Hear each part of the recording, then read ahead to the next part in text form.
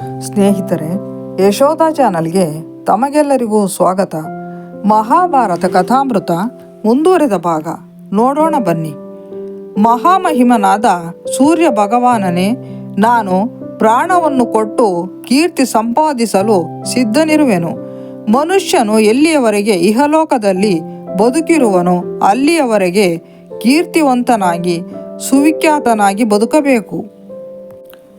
ಕೀರ್ತಿವಂತನಾದವನು ಸ್ವರ್ಗಲೋಕದ ಸುಖಗಳನ್ನು ಅನುಭವಿಸುತ್ತಾನೆ. ಒಳ್ಳೆಯ ಹೆಸರನ್ನು ಕಳೆದುಕೊಂಡವನು ನಾಶ ಹೊಂದುತ್ತಾನೆ. ಕೀರ್ತಿ ಮನುಷ್ಯನ ಹೆಸರನ್ನು ಅಮರವಾಗಿಸುತ್ತದೆ. ಅಪಕೀರ್ತಿ ಮನುಷ್ಯನನ್ನು ಅವನು ಜೀವಂತವಿದ್ದಾಗ್ಯೂ ಕೊಲ್ಲುತ್ತದೆ. ಸೂರ್ಯ ಭಗವಾನ್, ನಾನು ಹೇಳುತ್ತಿರುವುದು ಕೀರ್ತಿ ಸುವ್ಯಾಖ್ಯಾತಿಗಳ ಮಾತು, ಸ್ವತಃ ಬ್ರಹ್ಮದೇವನು ಆಡಿದ ಮಾತುಗಳು. ಒಂದು ಶ್ಲೋಕದಲ್ಲಿ ಬ್ರಹ್ಮದೇವನು ಹೀಗೆ ಹೇಳಿದ್ದಾನೆ: ಮಾನವನ ಸುಕೀರ್ತಿ ಅವನನ್ನು ಉನ್ನತ ಲೋಕಗಳಿಗೆ ಒಯ್ಯುತ್ತದೆ. ಈ ಲೋಕದಲ್ಲಿ ನಿಷ್ಕಳಂಕವಾದ ಕೀರ್ತಿ ಮಾನವನ ಆಯುಷ್ಯವನ್ನು ಅಧಿಕಗೊಳಿಸುತ್ತದೆ.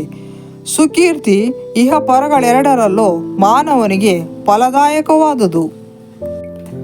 ಆದ್ದರಿಂದ ನಾನು ಜನ್ಮದೊಂದಿಗೆ ಪಡೆದಿರುವ ಕರ್ಣಕುಂಡಲಗಳನ್ನು, ರಕ್ಷಾ ಕವಚವನ್ನು ದಾನ ಮಾಡಿ ಶಾಶ್ವತವಾದ ಕೀರ್ತಿಯನ್ನು ಸಂಪಾದಿಸುತ್ತೇನೆ.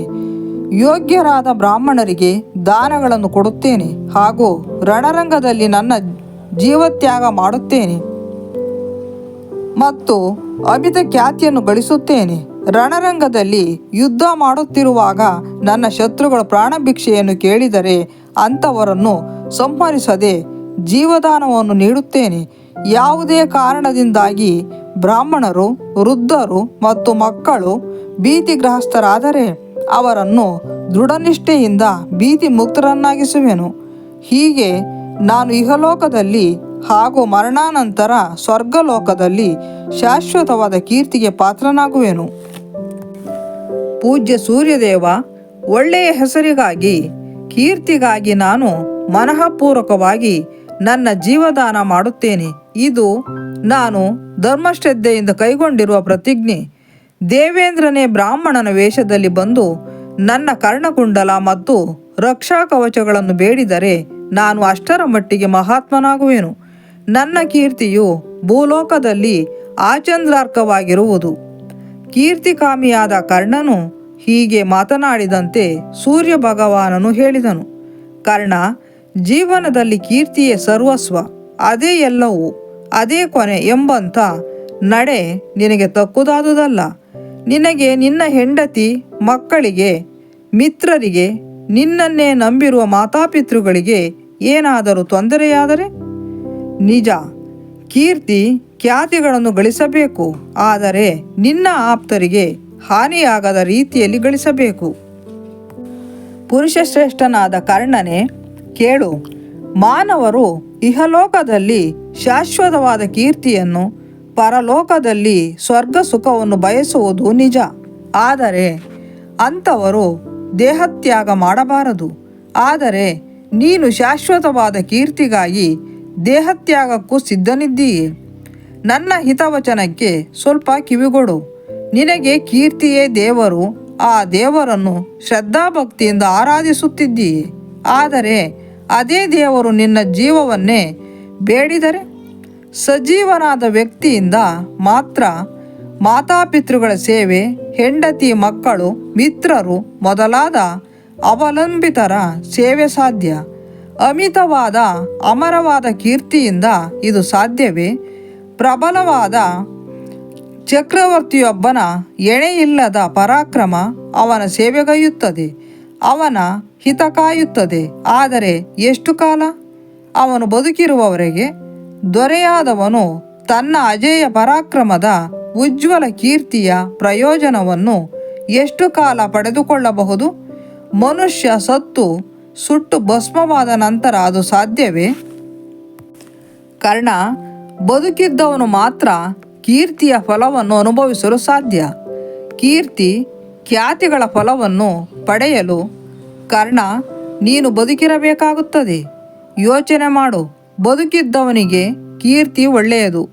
ಬೂದಿಯು ಸತ್ತವನ ಕೀರ್ತಿಯನ್ನು ಕಟ್ಟಿಕೊಂಡು ಏನು ಮಾಡೀತು?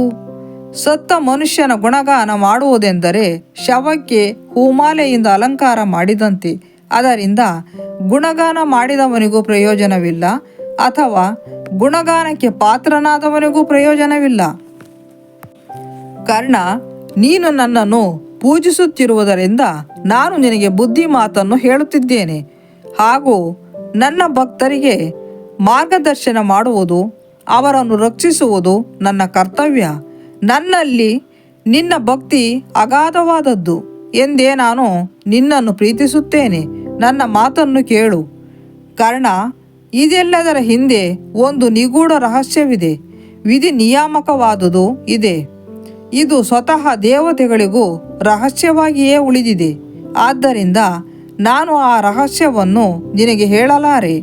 ಕಾಲ ಪಕ್ವವಾದಾಗ ಅದು ನಿನಗೆ ಗೊತ್ತಾಗುವುದು. ರಾಧೇಯ, ನಾನು ಈಗಾಗಲೇ ಹೇಳಿದ್ದನ್ನೇ ಮತ್ತೆ ಮತ್ತೆ ಹೇಳಬೇಕಾಗಿದೆ. ಹೆಚ್ಚು ಮಹತ್ವದಿಂದ, ಪ್ರಾಧಾನ್ಯತೆಯಿಂದ ಪುನರುಚ್ಚರಿಸುತ್ತಿದ್ದೇನೆ. ವಜ್ರಾಯುಧದ ಒಡೆಯನು ಕರ್ಣಕುಂಡಲ ಕೊಡು ಎಂದು ನಿನಗೆ ಆಗ್ರಹಪಡಿಸಿದರೆ ಕೊಡಬೇಡ. ಅರ್ಥ ಮಾಡಿಕೋ, ಸಜೀವನಾದವನಿಗೆ ಮಾತ್ರ ಕೀರ್ತಿಯಿಂದ ಸಂತೋಷ, ಸುಖ ಲಭಿಸುವುದು. ನಿನ್ನ ಪ್ರಾಣವೇ ಆಗಿರುವ ಕರ್ಣಕುಂಡಲಗಳನ್ನು ಇಂದ್ರನಿಗೆ ಕೊಡಬೇಡ. ಕರ್ಣ, ನಾನು ನಿನಗೆ ಏಕೆ ಹೀಗೆ ಆಗ್ರಹಪೂರ್ವಕವಾಗಿ ತಿಳಿಸುತ್ತಿದ್ದೇನೆ ಎಂಬುದನ್ನು ಹೇಳುವೆನು ಕೇಳು. ಇಂದ್ರನ ಬಳಿ ಅನುನಯದಿಂದ ಮನವೊಲಿಸುವ ರೀತಿಯಲ್ಲಿ ಮಾತನಾಡು. ಅವನನ್ನು ಗೆಲ್ಲುವ ರೀತಿಯಲ್ಲಿ ಮಾತನಾಡು. ಆದರೆ ಕರ್ಣಕುಂಡಲಗಳನ್ನು ಕೊಡುವ ಮಾತನಾಡಬೇಡ. ಅವನ ಕೋರಿಕೆಯನ್ನು ಕೈಬಿಡುವಂತೆ ನೋಡಿಕೋ. ಆದರದಿಂದ ಅವನನ್ನು ಸ್ವಾಗತಿಸು, ಪೂಜಿಸು. ನಿನ್ನ ಎಲ್ಲ ಪ್ರಯತ್ನಗಳನ್ನು ಮಾಡು. ಸವಿನಯ ಮಾತುಗಳನ್ನಾಡು. ಕರ್ಣಕುಂಡಲಗಳನ್ನು ಅವನು ಬೇಡದಂತೆ ನೋಡಿಕೋ. ಅವು ನಿನ್ನ ಜೀವರಕ್ಷಕ ಸಾಧನ. ಅವು ನಿನಗೆ ಎಷ್ಟು ಮುಖ್ಯ ಎಂದರೆ ಮಾತಿನಲ್ಲಿ ಹೇಳಲು ಸಾಧ್ಯವಿಲ್ಲ. ನಿನ್ನ ಮಾತನ್ನು ನಾನು ಏಕೆ ಒಪ್ಪುತ್ತಿಲ್ಲ ಎಂಬುದಕ್ಕೆ ಕಾರಣವನ್ನು ನಾನು ತಿಳಿಸುವೆನು. ನಿನಗಿರುವ ಏಕೈಕ ಮಾರಕ ಪ್ರತಿಸ್ಪರ್ಧಿ ಎಂದರೆ ಪಾರ್ಥ. ನೀನು ಅವನಿಗೆ ಸಡ್ಡು ಹೊಡೆಯುವುದಕ್ಕಾಗಿ ಕಾತರದಿಂದ ಕಾಯುತ್ತಿದ್ದೀಯೆ. ಆಗ ಅವನು ಎಡಗೈಯಲ್ಲಿ ಬಿಲ್ಲು ಹಿಡಿದು ಸನ್ನದ್ಧನಾಗುವನು. ನಿಶ್ಚಯವಾಗಿಯೂ ಸಂಭವನೀಯ ಯುದ್ಧದಲ್ಲಿ ನೀನು ಅರ್ಜುನನನ್ನು ಎದುರಿಸುತ್ತೀಯೆ. ನಿನ್ನ ಕಿವಿಗಳಲ್ಲಿರುವ ಹೊಳೆಯುತ್ತಿರುವ ಈ ಕರ್ಣಕುಂಡಲಗಳಿಂದಾಗಿ ಅರ್ಜುನನಿಂದ ನಿನ್ನನ್ನು ಪರಾಜಯಗೊಳಿಸುವುದು ಅಸಾಧ್ಯ. ಆದ್ದರಿಂದ ಯುದ್ಧದಲ್ಲಿ ಅರ್ಜುನನನ್ನು ಪರಾಭವಗೊಳಿಸುವ ಅಪೇಕ್ಷೆ ಇದ್ದಲ್ಲಿ ಕರ್ಣಕುಂಡಲಗಳನ್ನು ಇಂದ್ರನಿಗೆ ದಾನ ಮಾಡದಿರು. ಕರ್ಣನು ಉತ್ತರಿಸಿದ, ಭಗವಾನ್, ನಾನು ನಿಮ್ಮ ಅತ್ಯಂತ ನಿಷ್ಠಾವಂತ ಭಕ್ತ ಎನ್ನುವುದು ತಮಗೆ ತಿಳಿದೇ ಇದೆ. ಆದರೆ ದೇವ, ನನ್ನಿಂದ ಯಾರಾದರೂ ಏನನ್ನಾದರೂ ಬೇಡಿದರೆ ಇಲ್ಲ ಎನ್ನುವುದಿಲ್ಲ ಎಂದು ನಾನು ಪ್ರತಿಜ್ಞೆ ಕೈಗೊಂಡಿರುವುದು ತಮಗೆ ತಿಳಿಯದು. ನಾನು ನಿಮ್ಮಲ್ಲಿ ಎಷ್ಟು ದೃಢನಿಷ್ಠನೋ ಹಾಗೆಯೇ ನನ್ನ ಪ್ರತಿಜ್ಞೆಯನ್ನು ಪಾಲಿಸುವಲ್ಲಿಯೂ ಅಷ್ಟೇ ದೃಢಮನಸ್ಕನು. ತೇಜೋಮಯನೇ, ನನಗೆ ಈ ಭೂಮಿಯ ಮೇಲೆ ನಿಮಗಿಂತ ಪ್ರಿಯರಾದವರು ಮತ್ತೊಬ್ಬರಿಲ್ಲ. ನೀವು ನನಗೆ ನನ್ನ ಪತ್ನಿಗಿಂತ ಹೆಚ್ಚು ಪ್ರಿಯರಾದವರು, ನನ್ನ ಮಕ್ಕಳಿಗಿಂತ, ನನ್ನ ಜೀವಕ್ಕಿಂತ ಹೆಚ್ಚು ಪ್ರಿಯರಾದವರು. ಮಹಾತ್ಮರು ತಮ್ಮ ಭಕ್ತರಿಗೆ ಅವರು ಬೇಡಿದ ವರವನ್ನು ಅನುಗ್ರಹಿಸುವರೆಂಬುದು ನಿಮಗೆ ತಿಳಿದದ್ದೇ. ನನಗೆ ಒಳಿತನ್ನು ಮಾಡಲೋಸುಗವೇ ನೀವು ಬಂದಿರುವುದು ಎಂಬುದರಲ್ಲಿ ನನಗೆ ಸಂದೇಹವಿಲ್ಲ. ಕರ್ಣ ನನ್ನ ಭಕ್ತ. ಅವನು ನನ್ನ ಹೊರತು ಬೇರಾವ ದೇವರನ್ನು ಆರಾಧಿಸುವುದಿಲ್ಲ. ಅವನಿಗೆ ಏನು ಒಳ್ಳೆಯದೋ ಅದನ್ನು ನಾನು ಮಾಡಬೇಕು ಎಂದು ಸಂಕಲ್ಪ ಮಾಡಿಕೊಂಡೇ ನೀವು ಬಂದಿದ್ದೀರಿ ಎಂಬುದು ನನಗೆ ಖಚಿತವಾಗಿಯೂ ಗೊತ್ತು. ಆದರೆ ಈ ವಿಷಯದಲ್ಲಿ ನನ್ನನ್ನು ಕ್ಷಮಿಸಿ. ಮತ್ತೆ ಮತ್ತೆ ಬೇಡಿಕೊಳ್ಳುವೆ. ನಾನು ಹೇಳಿದ್ದನ್ನೆಲ್ಲ ಪುನರುಚ್ಚರಿಸುವೆ. ನಾನು ಮೊಣಕಾಲೂರಿ ನಿಮ್ಮಲ್ಲಿ ಪ್ರಾರ್ಥಿಸುವೆ. ನನ್ನಲ್ಲಿ ಕರುಣೆ ತಾಳಿ. ನನಗೆ ಮರಣ ಸನ್ನಿಹಿತವಾಗುವುದರ ಭಯವಿಲ್ಲ. ನಾನು ಪ್ರತಿಕ್ಷಣವು ಸಾವಿನ ನಿರೀಕ್ಷೆಯಲ್ಲಿ ಬದುಕುತ್ತಿದ್ದೇನೆ. ಆದರೆ ಭಗವಂತ, ನನಗೆ ಅಸತ್ಯವೆಂದರೆ ಹೆದರಿಕೆ. ನಾನು ಯಾವತ್ತೂ ಬ್ರಾಹ್ಮಣರಿಗೆ ಸುಳ್ಳನ್ನು ಹೇಳುವುದಿಲ್ಲ. ಬ್ರಾಹ್ಮಣರಿಗೆ ಸುಳ್ಳು ಹೇಳುವುದೆಂದರೆ ನನಗೆ ಅದು ಸಾವಿಗಿಂತ ಭಯಾನಕವಾದದ್ದು. ನಾನು ಬ್ರಾಹ್ಮಣನಿಗೆ, ಧರ್ಮಾತ್ಮನಿಗೆ ನನ್ನ ಬದುಕನ್ನೇ ಬೇಕಾದರೂ ಕೊಡುತ್ತೇನೆ. ಆದ್ದರಿಂದ ಇಂದ್ರನೇ ಬ್ರಾಹ್ಮಣನ ವೇಷದಲ್ಲಿ ಬಂದರೂ ನಾನು ಅವನಿಗೆ ಕವಚ ಕುಂಡಲಗಳನ್ನು ಸಮರ್ಪಿಸಿಬಿಡುತ್ತೇನೆ. ತೇಜಸ್ವಿಯೇ, ನಿನಗೆ ಪಾರ್ಥನ ಜೊತೆ ನನ್ನ ಯುದ್ಧದ ಫಲಿತಾಂಶದಲ್ಲಿ ಆತಂಕ ಉಂಟಾಗಿದೆ. ಆದರೆ ಆತಂಕ ಬೇಡ, ಆ ಚಿಂತೆ ಬಿಡು. ನಿಸ್ಸಂದೇಹವಾಗಿಯೂ ನಾನು ಪಾರ್ಥನನ್ನು ಪರಾಜಿತನನ್ನಾಗಿಸುತ್ತೇನೆ. ಕರ್ಣಕುಂಡಲಗಳಿಲ್ಲದೆ ನಾನು ದುರ್ಬಲನಾಗುವೆ ಎಂಬ ಹೆದರಿಕೆ ಬೇಡ. ನಿಮಗೆ ತಿಳಿದಿಲ್ಲವೇ, ನಾನು ಅದಮ್ಯ ಅಸ್ತ್ರಗಳನ್ನು ಗಳಿಸಿರುವುದು. ನಾನು ಜಮದಗ್ನಿಯ ಪುತ್ರ ಪರಶುರಾಮರಿಂದ ಮತ್ತು ಆಚಾರ್ಯ ದ್ರೋಣರಿಂದ ಅದಮ್ಯವಾದ ಅಸ್ತ್ರಗಳನ್ನು ಪಡೆದಿದ್ದೇನೆ.